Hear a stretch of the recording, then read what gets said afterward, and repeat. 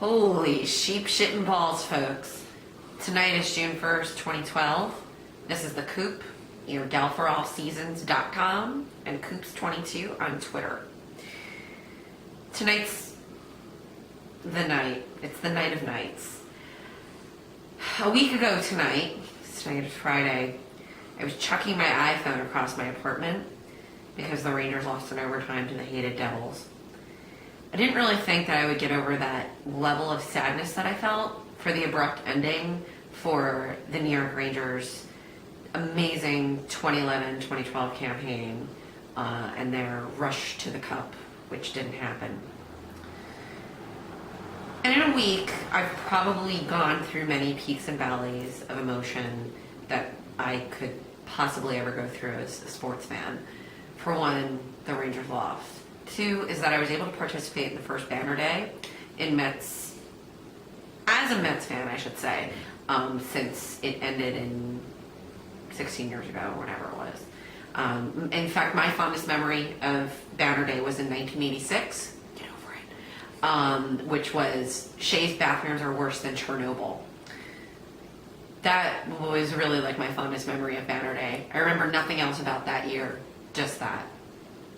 But it really goes to the heart of being a Mets fan, and why I stuck around all these years was because at the root of it all, Mets fans just hurt. They identify with the pain. I had a podcast on Wednesday night where my friend Metrodamus from MetrodamusBlog.com was on, and we talked about rooting for the trifecta of pain. And that's Mets, Jets, and Rangers. That the team will get our hopes up so high, only to dash them. I'm here to say tonight that after darkness comes light. And I know that that's very cliche, but tonight's Holy Sheepshit and Balls moment is dedicated to Dana Brand and to Uncle Johnny. And I'm wearing my Flushing University shirt, and that was actually just a coincidence. I'd planned on wearing it tonight after I was done with my laundry because it was clean and I didn't want to dirty up a brand new clean shirt, just one that had been sitting around for a while. Anyway, Dana, Uncle Johnny, I'm sure many, many people thought of you tonight as Johan Santana pitched the first no-hitter in Mets history. I know that after my husband and I got done jumping up and down and acting like complete lunatics, the first people that we called were, his mother and my father, respectively, to share the good news. And I'm sure Uncle Gene called my dad, calling him, "You old son of a bitch, you stupid asshole, you should have been watching the game tonight."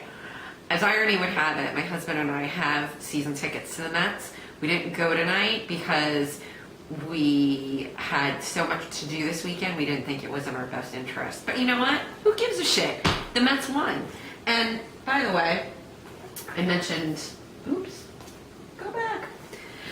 I mentioned Banner Day last weekend, and the theme was obviously the Mets 50th anniversary. And this represents the Mets 50th anniversary. And if you think about it, the Mets opened their inaugural season against the St. Louis Cardinals. They lost that game. If you think about over the years and years, the Cardinals have figured into some kind of curse with the Mets. And I hate using that word because I don't necessarily believe in it, but for lack of a better term, I'm just going to say curse. Lost that inaugural game. And then comes the 80s. You know, as Metrodamus once said, before there was Braves hate, there was Cardinals hate, and that was hate. Maybe Gary Carter, his game-winning home run, because they weren't walk-offs then, in 1985, was supposed to exercise a lot of those demons, and they didn't. And maybe 1986 was supposed to exercise some of those demons, but they didn't. But 2006 was just so fresh in our mind. Carlos Beltran was returning, and we were sure he was going to kick our ass today. And David Freese, the World Series MVP of 2011, he was seriously the hometown hero, makes the last out in the Mets' first no-hitter. Are no-hitters overrated anyway? How you like me now, bitches? No hunt, no hunt, no hunt. This is the Holy Sheep Shit and Balls moment brought to you by Tanner the Coop Cooper from galforallseasons.com. You can find me on Twitter at Coops22, COOPZ22. Peace, love, Mets, y'all.